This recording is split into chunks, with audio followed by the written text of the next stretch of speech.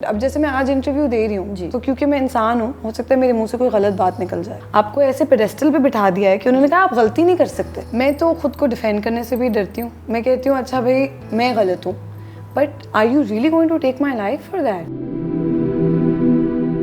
अस्सलाम वालेकुम, मैं हूँ मावरा हुसैन और आप मुझे देख रहे हैं हेलो मीरा सेठी पर। अगर आपको ये वीडियो पसंद आई है तो लाइक करें, सब्सक्राइब करें और शेयर करें।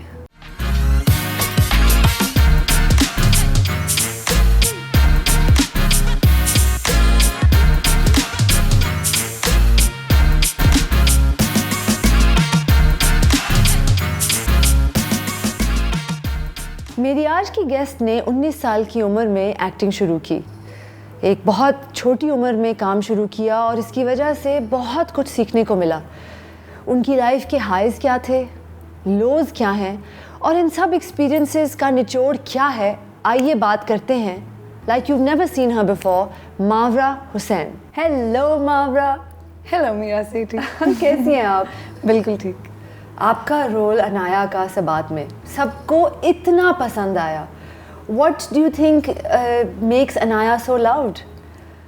The people, Yeah. लोगों का प्यार है। लेकिन मुझे ऐसा लगता है कि हर प्रोजेक्ट स्पेशल होता है जब हम शुरू करते हैं और जब हम मेहनत कर रहे होते हैं। बस किसी की दुआ लग जाती है, अम्मा की दुआ लग जाती है बेशक, या लोगों का प्यार इस तरह से पहुंचता है कि वो चीज़ को बड़ा बना देता है।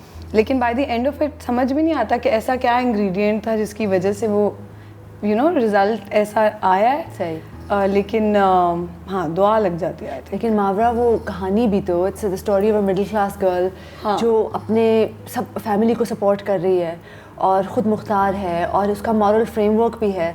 तो ये कहानियाँ इतनी ज़्यादा मेरे नज़दीक नहीं दिखाई जाती हमारी स्क्रीन पे। सिलेक्शन के टाइम पे ऑब्वियसली आप ये चीज़ें पढ़ते हो। मुझे स्क्रिप्ट पढ़ के लगा था कि it's a very progressive script. Exactly. लेकिन by the time you finish shooting आपको पता नहीं होता कि क्या आपने बनाया है, क्योंकि आप मेहनत हर प्रोजेक्ट पे करते हैं। तो आफ्टर ऑल दीज ईयर्स मेरे लिए बड़ा मुश्किल होता है टू टेल के क्या मैंने बहुत कुछ अलग किया। ऐसे तो कभी नहीं सोचते ना, आप सोचते हैं कि कुछ कर लिया हो, कुछ थोड़ा सा अच्छा कर लिया हो। लेकिन वो जब चीज़ स्क्रीन पे आती है ना, फिर आप खुद भी सोचते हो कि दुआ लग गई है किसी की या ऑडियंस को पता नहीं क्या ऐसा क्या कर दिया। खुद को कभी पता नहीं चलता कि डिफरेंट क्या है। लेकिन जब आप अच्छा सीन करती हैं तो थोड़ा सा तो पता चलता है ना।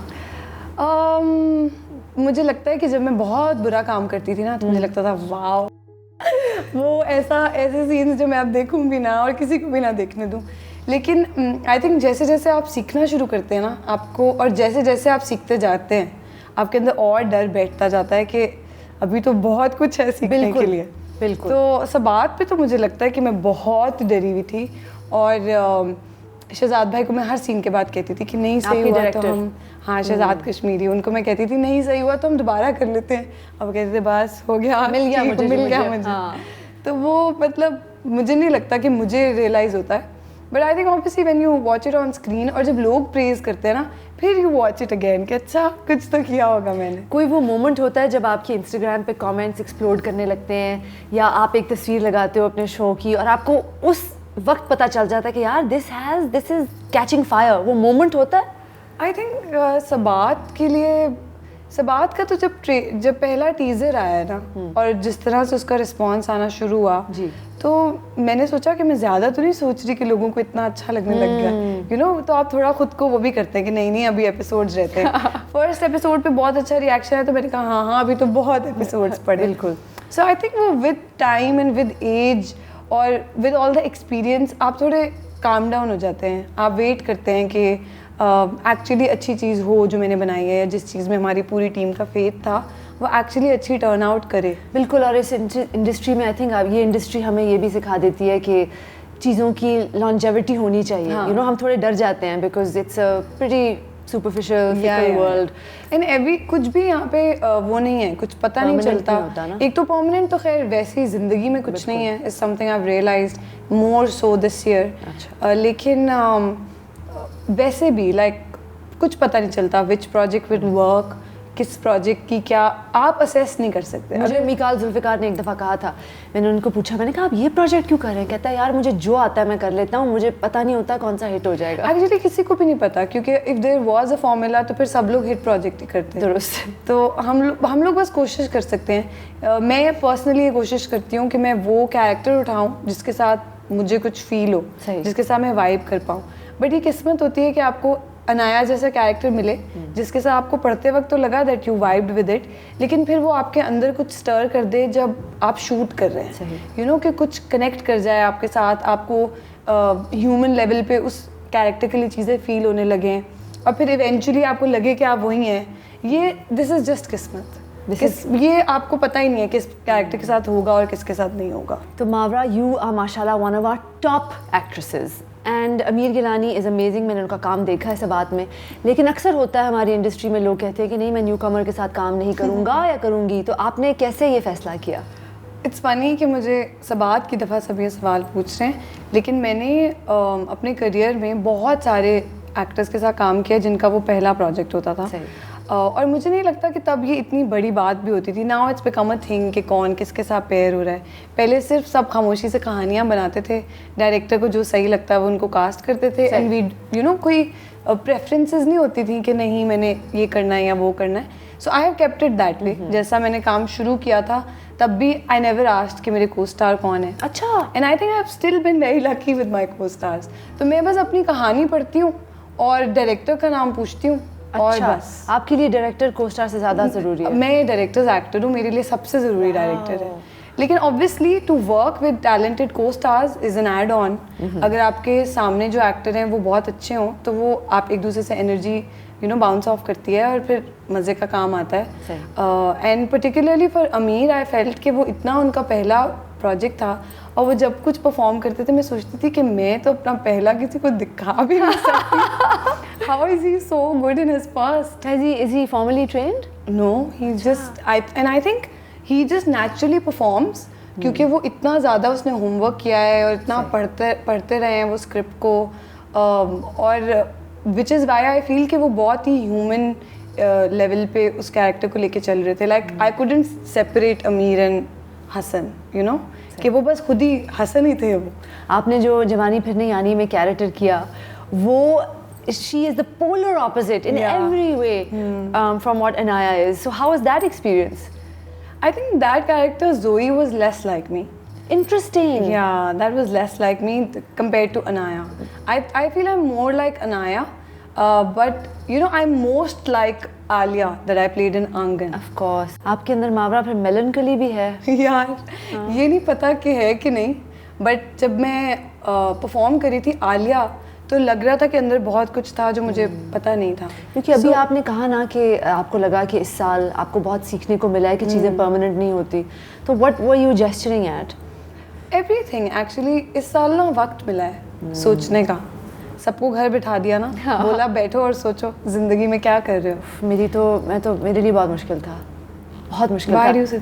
यार मैं सुबह उठती थी, एक तो मेरी अम्मी वो फंस गए किसी और मुल्क में, वो हॉलिडे के लिए गए थे, फंस गए क्योंकि कोरोना। फंसे हैं सिडनी में है ना, क्योंकि वहाँ पे तो बिल्कुल बैन हट नहीं रहा है और वो इतना दूर है ऑस्ट्रेलिया। खैर ये लोग लंदन में फंस गए थे और अली न्यूयॉर्क में बैठे हुए थे और मैं बिल्कुल अकेली थी, और Bilal my husband was in San Francisco, और जिस मतलब उन्होंने आना था और फ्लाइट्स, इंटरनेशनल फ्लाइट्स सारी बंद हो गई, फिर 3 महीनों के लिए बंद रही। तो मावरा मैं अकेली थी इस घर में, मेरे 2 कुत्ते हैं जिनसे आप मिली भी हैं, और I was all alone and you know I am a huge extrovert. मुझे अपने बारे में ये भी नहीं पता था, तो मैं तो अकेली बैठी रहती थी। सुबह मैं टेनिस खेल लेती थी, फिर रात को मुझे पता नहीं होता था मैं क्या करूँ, मैं वॉक्स पे जाती थी, मेरा दिमाग बिल्कुल घूम गया। और मुझे उस वक्त रियलाइज़ हुआ कि I get energy from people. So it was a time of reflection, but it was also a hugely anxious time for me. मुझे लगता है कि जब क्वारंटीन स्टार्ट हुआ है ना तो सबके लिए थोड़ा शॉकिंग था, क्योंकि कोई भी एटलीस्ट जिनको मैं जानती हूँ, जो मेरी और स्पेशली मैं, क्योंकि मैं हर वक्त काम कर रही होती थी, तो आप हर वक्त 30, 35, 40 लोगों से सराउंडेड हैं, तो कभी रियलाइज़ ही नहीं हुआ कि अपने साथ बैठने का टाइम ही नहीं मिला कभी। और स्पेशली कुछ पिछले सालों में आई वॉज आइदर वर्किंग और स्टडीइंग। जब मैं पढ़ रही होती थी तब तो वक्त ही नहीं होता था कोई कॉन्टेम्पलेशन का कि मैं बैठ के सोचूं कि मैं कौन हूँ। लेकिन अभी पढ़ाई भी नहीं थी, शूटिंग भी नहीं थी, लोग भी नहीं थे, कोई नहीं था। तो मावरा ने क्या किया? और एकदम से रियलाइज़ होना शुरू हुआ कि लाइफ में क्या कर लिया है, क्या और करना है, कौन बन गई हूँ मैं, या कौन मैं थी, या क्या मेरी ग्रोथ की स्पीड क्या है, टॉलरेंस लेवल क्या है, कंपैशन लेवल क्या है, क्या क्या इम्प्रूव करना है, क्या क्या सही है। मावरा, ये आप तो ऐसे बातें कर रही हैं जिस तरह मेरी थेरेपिस्ट मुझसे करती है बातें। कंपैशन लेवल क्या है, एम्पैथी लेवल क्या है? But I am telling you, ये पूरा साल मेरे लिए बहुत अलग था और मुझे लगता है कि it was for the better. कि आप बहुत ज़िंदगी में मसरूफ़ हो जाते हैं और आप खुद के बारे में सोचना छोड़ देते हैं और then you are just flowing with life, you are not pausing to reflect. हाँ, तो वो मुझे लगा कि ये अच्छा वक्त था। आई एम होपिंग कि इस वक्त के बाद पूरी दुनिया थोड़ी बेहतर हो जाएगी, क्योंकि अगर मुझे इतना वक्त मिला है to sit and contemplate. Yeah. I also feel कि I'm very lucky that I could sit and contemplate. People were worried about ये सब भी मैं तब सोच रही थी कि लोग परेशान थे कि सब बंद हो गया, अब हम खाएं क्या, कमाएं क्या। तो ये मेरे लिए बहुत बड़ी यू नो एक लाइक मुझे जब ये रियलाइज़ हुआ ना कि I can comfortably sit at home and spend as many months. I know. तो मुझे लगा कि मैं शायद दुनिया के 10% लोगों में से हूँ, या उससे भी शायद कम, उससे भी कम 5% और मे बी 2%। तो मुझे लगा कि अल्लाह मियाँ ने अगर इतना ज़्यादा नवाजा है तो कुछ कुछ तो गिव बैक करना पड़ेगा। सही। या अगर जितना करते हैं वो शायद कम है। तो इस तरह की बहुत सी चीज़ों ने मुझे हिट किया है। एंड तो आप लाहौर में थी, कराची में थी, कहाँ थी क्वारंटीन? एक्चुअली बड़ी फ़नी बात है कि मैं एक बहुत ही टेम्प्रेरी रेजिडेंस पे थी। अच्छा। जब क्वारंटीन हुआ है, I was in an army mess. अच्छा। क्योंकि मेरा जो घर है वो कंप्लीट हो रहा था। सही। और मैं क्योंकि उसको सुपरवाइज कर रही थी, तो मैं लाहौर में ही थी बट मेस में थी। अच्छा, लेकिन आपने घर बनाया ना लाहौर में? हाँ। तो वो मुकम्मल हो रहा था, से 15-20 दिन रहते थे। ठीक। और मेरे अम्मी अब्बू 6 या 7 दिन बाद पाकिस्तान आ रहे थे और सब बंद हो गया। तो मैं एक मेस के कमरे में हूँ और वो कह रहे हैं सब कंस्ट्रक्शन भी रोक दी है, सब अभी कुछ फिनिशिंग नहीं हो सकती, we'll have to wait. So I lived in that room. तो आप बिल्कुल अकेली थी ना? मतलब मेरे से भी ज़्यादा, क्योंकि आपका घर भी नहीं था। एक नई जगह थी और बस I was all bye my self. क्या किया? बस सोचा और डायरी लिखनी शुरू कर दी। अच्छा। और सोचा कि अपनी सोच लिखूं इस साल की। हैंग ऑन, आपने एक हैशटैग भी शुरू किया था, वो क्या था? वो आई वाज रिसाइटिंग कुरान। वो रमज़ान स्टार्ट हो गया था तो मैं कुरान पढ़ रही थी और मैंने सोचा कि जैसे हम बाकी किताबें जो भी पढ़ रहे होते हैं, आई ऑलवेज शेयर कि मैं क्या रीड कर रही हूँ, तो बाकियों को भी मैं कहती हूँ कि मेरे साथ ये रीड कर लें और अपने एक्सपीरियंसेस शेयर करें। तो मैंने वो शेयर किया। फिर उसके बाद मैंने जो बुक्स पढ़ी मैंने वो शेयर करना शुरू कर दिया। I read the power of now and I am surprise कि लोगों को उसके बाद लोग पढ़ चुके, अमल कर चुके। मैंने कहा मुझे क्वारंटीन में ही मिलनी थी पावर। ऐसे ही होता है। और फिर कुछ मैंने चीज़ें रीड की जो मैंने पहले पढ़ी हुई हैं। जैसे आपने God of small things read की थी शायद। बिल्कुल। और 40 रूल्स ऑफ लव मैंने रीड की। मैंने अल्केमिस्ट रीड की। मैंने सोचा देखती हूँ क्या ग्रोथ हुई है, क्या कैसा फील होता है वही किताबें पढ़कर। So there was a lot to do. शुरू के कुछ दिन मुश्किल थे कि मैं कितनी देर अपने साथ बैठूँ, बट फिर जब समझ आनी थोड़ी शुरू हुई तो लगा कि बहुत कुछ है समझने के लिए। और रोज़ बस सुबह उठती थी और I would begin my day and think and write something. Would you go on walks? Something. Not really. इतनी कोई मेरी but I would do yoga. हाँ. I would meditate. कुछ तो करना होता है ना, वो दिन तो टाइम तो पास I would meditate and then I was also enjoying Sabat a lot. क्योंकि सबात तब बिल्कुल शुरू हुआ था। सही। And I think my fans also kept me occupied with all the. तो मतलब वो आ चुका था। हाँ ठीक है। ये शुक्र है। ये तो सबात की शूटिंग कहाँ हुई? इस्लामाबाद पूरी। अच्छा। मतलब कुछ 2 एपिसोड शूट करने हम लोग कश्मीर गए थे। Really? और 2-3 सीन्स शूट करने मरी। अच्छा। बाकी पूरा इस्लामाबाद। तो Islamabad is totally foreign land for you or is it? Islamabad is hometown for me. It's home for you. Because I've grown up there. Okay. And then I moved out of. I know, अच्छा। अभी आप पूछेगी मैं कहाँ से हूँ, मुझे खुद भी नहीं पता। क्योंकि we've been moving all our lives. कुछ हिस्सा मेरे बचपन का लाहौर में गुजरा है, कुछ इस्लामाबाद में गुजरा है, तो I'm very familiar. तो आप अपने आप को इंट्रोड्यूस एज अ लाहौरी तो नहीं करती? मैं हुई नहीं। आप है ही नहीं ना, है ना? तो आप ऑस्ट्रेलियन तो नहीं, मैं ऑस्ट्रेलियन बिल्कुल नहीं। मुझे लगता है कि मैं ट्रू सेंस में इस्लामाबादी हूँ, लेकिन मैं बर्गर इस्लामाबादी नहीं है। लेकिन बस कुछ मिक्सचर है लाहौर इस्लामाबाद का, विच इज़ वाई मैं कम्प्लीटली इस्लामाबादी भी नहीं हूँ और लाहौरी भी नहीं हूँ। आई फील कि मैं बस अपना घर हूँ, कि जैसा मेरे घर का माहौल था ना वो आप रिक्रिएट कर लेती हैं। हाँ, वो कोई शहर नहीं है, वो मेरे घर के 3-4 जो लोग हैं उनका इन्फ्लुएंस है, and that is what's built me into who I am. That's true. I also feel most at home when I'm with, you know, my nuclear Yeah, I family. don't feel I belong to any city. I feel like I belong with my family. मैं उनके साथ किसी you know island पे जाके भी रहूँगी तो मुझे घर जैसा ही लगेगा। जाहिर है वो तो। मुझे एक बात बताएं, मैं आपका करियर काफ़ी सालों से फॉलो कर रही हूँ और सबसे पहले जो मैंने आपके बारे में एक चीज़ नोट की वो ये थी कि you were the first to understand the power of Instagram.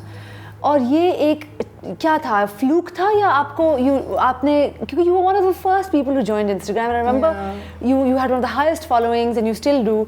तो क्या था ये, आपको समझ आ गई थी या आपको बस शौक था? नहीं, मुझे कुछ समझ नहीं आई थी।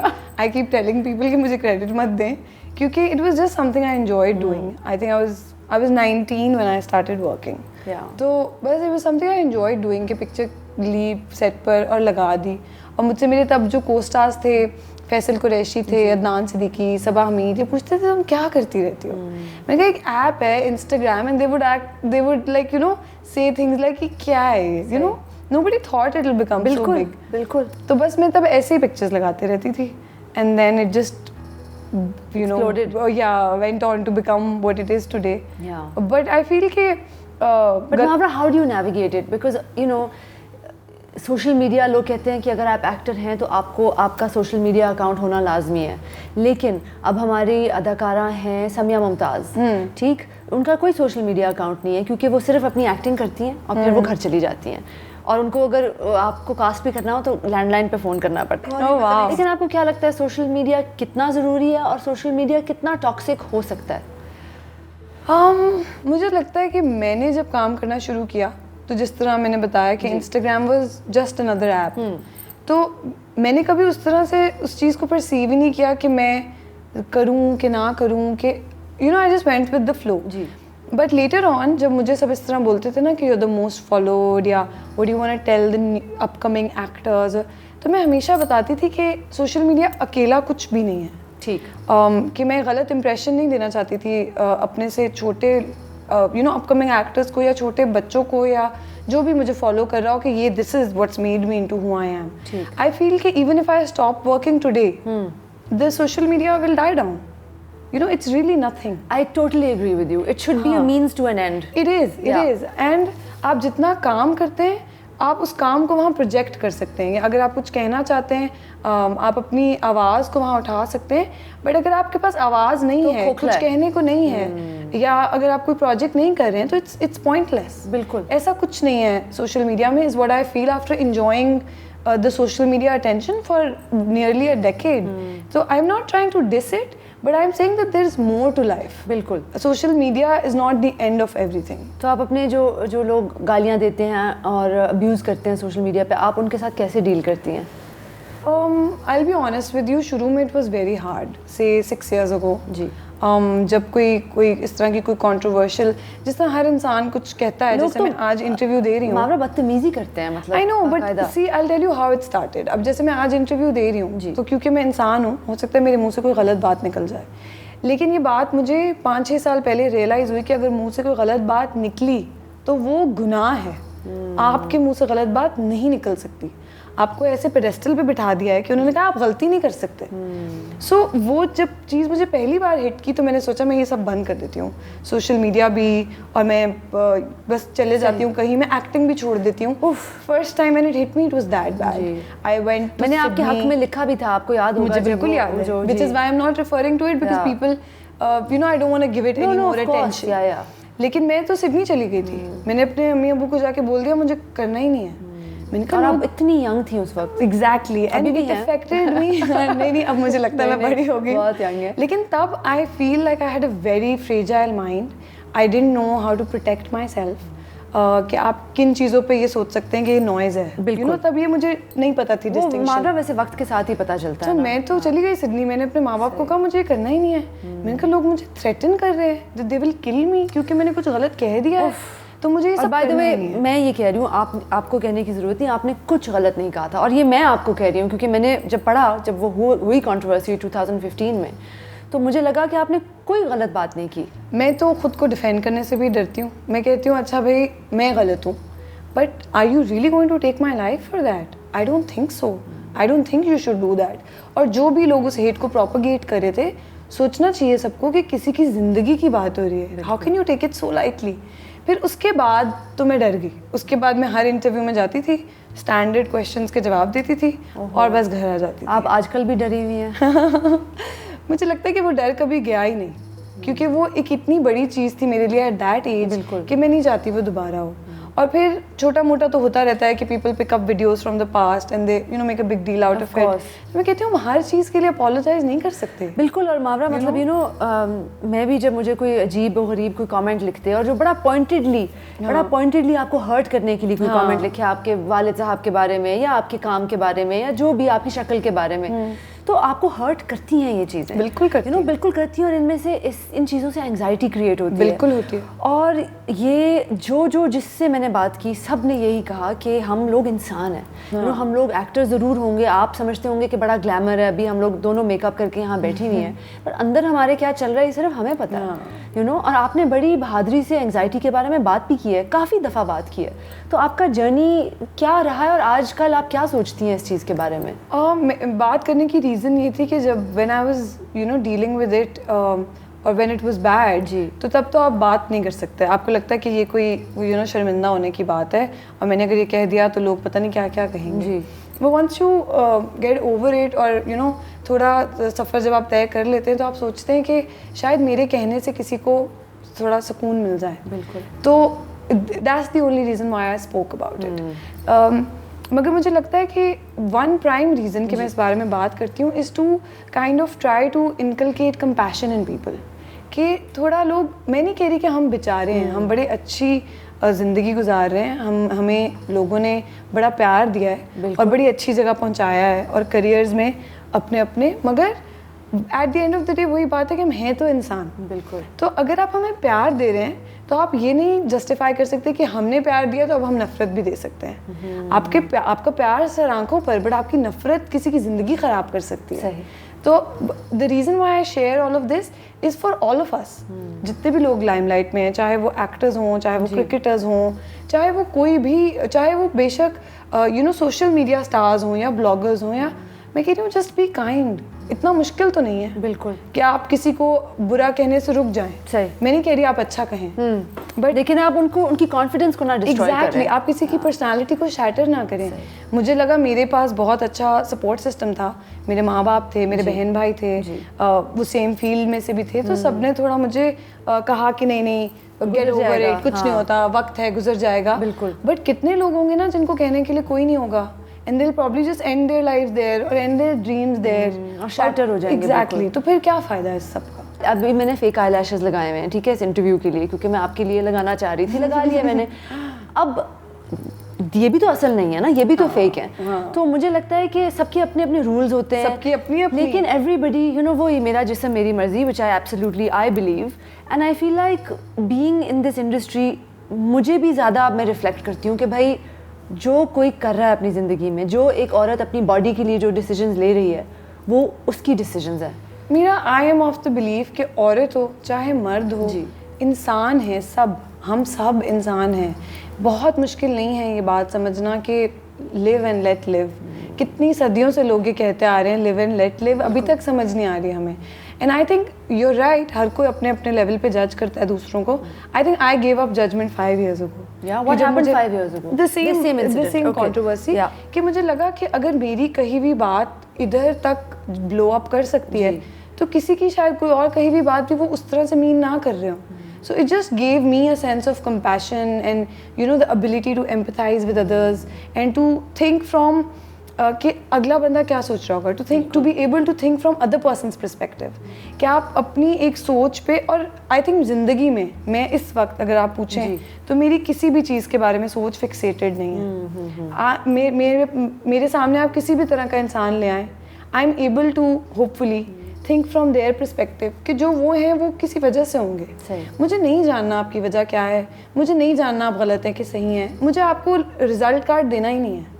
मैं कह रही हूँ आप मुझे ना दें, आप अपनी ज़िंदगी जिएं, मुझे मेरी जीने दें। और मैं ना आपकी तनकीद करूंगी ना आपको जज करूंगी। और पता है कुछ नहीं होगा अगर the world will not collapse with one less opinion और वन लेस क्रिटिसिज्म। अगर हम थोड़ा एक दूसरे को स्पेस देंगे ना जीने की, तो may be this world will become a better place. So I'm just trying to attempt to do that with my social media also.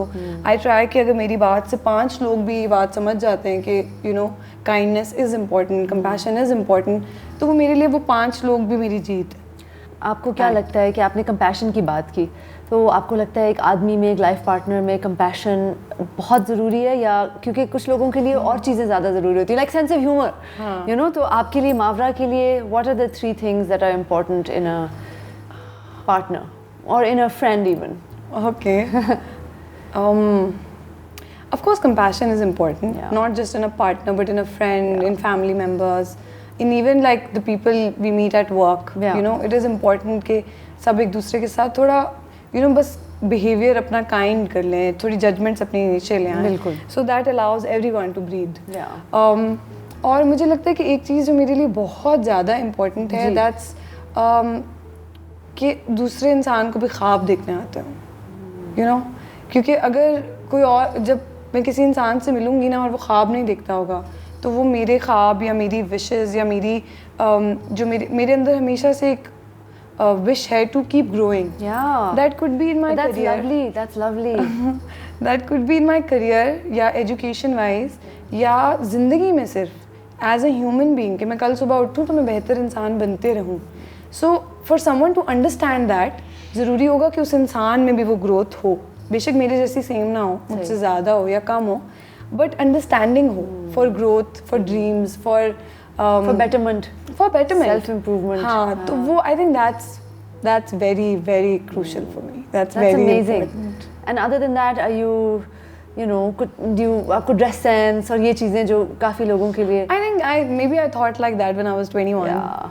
As you grow ना, आपको रियलाइज होता है कि कोई इंसान कैसा है, ये सबसे ज़्यादा ज़रूरी बात है। बिल्कुल। और आप मतलब you can bring the best looking person in the world or the richest or whatever, लेकिन अगर वो इंसान अच्छा नहीं होगा तो आपका तो कुछ, आप क्या काम, आप क्या करेंगे, आप क्या करेंगे बुरे इंसान के साथ। बिल्कुल। सो होपफुली अल्लाह करे कि ज़िंदगी में हम अच्छे लोगों से ही मिलें। बिल्कुल। और आई थिंक ये बड़ी इंपॉर्टेंट बात है मेरे लिए, इवन दोस्तों में भी।